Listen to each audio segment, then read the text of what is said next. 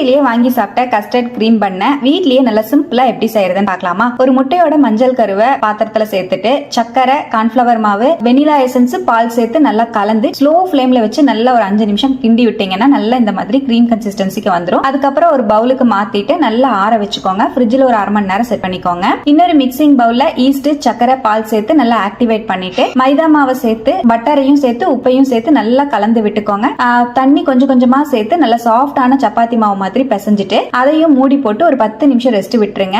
நல்லா east போட்டிருக்கிறனால activate ஆகி வந்திருக்கும். நல்லா இந்த மாதிரி அமுத்தி விட்டுட்டு உங்களுக்கு தேவையான சைஸுக்கு சின்ன சின்ன உருண்டையா வந்து உருட்டி எடுத்துக்கோங்க. உருட்டின உருண்டையா அழகா சப்பாத்தி தேய்க்கிற மாதிரி நல்லா தேய்ட்டு நான் கட் பண்ற மாதிரி 4 கட் பண்ணிட்டு நம்ம ரெடி பண்ணி வச்சிருக்கிற கஸ்டர்ட் கிரீமை நடுவுல வச்சு இந்த மாதிரி வந்து க்ளோஸ் பண்ணி விட்டுக்கோங்க. நான் சொல்லியிருக்கிறது இந்த வீடியோல புரியலன்னா லாங் வீடியோவா யூடியூப் சேனல்ல அப்லோட் பண்ணிருக்கேன். கண்டிப்பா செக் பண்ணி பாருங்க. 180 டிகிரி ப்ரீஹீட் பண்ண ஓவன்ல ஒரு 30 to 35 நிமிஷம் பேக் பண்ணி எடுத்தா நம்மளோட சூப்பரான கஸ்டர்ட் கிரீம் பன் ரெடி.